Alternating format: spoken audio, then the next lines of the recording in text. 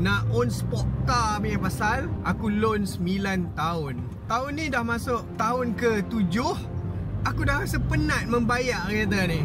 Buat loan 9 tahun, bulan-bulan bayar 1,200. So kau bayangkan 7 tahun aku duk bayar 1,200.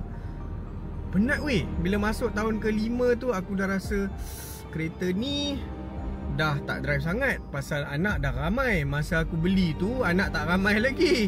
Anak boleh lah dalam 2-3 orang. So tak rasa lah kan. Sekarang aku anak ramai. Lepas tu kereta parking. Tapi bulan-bulan duk bayar. Dia tak best lah. Bila dah masuk umur aku ni, dia start dah fikir ke arah family.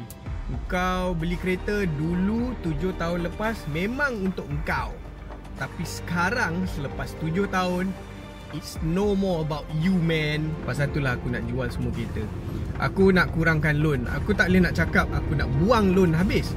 Itu paling terbaik lah. Satu lagi reason itulah YouTube. Aku ingatkan dulu GTA T6 ni boleh buat konten kat YouTube, orang boleh tengok. Tapi sebenarnya kau bayangkan, kalau aku buat satu konten untuk GTA T6 ni, cost dia dalam 1,000 ke 2,000. Video tu dapat dalam 200 ke 300 ringgit je satu video GTA T6. So untuk ROI aku beli kereta ni through YouTube video, memang tak lah.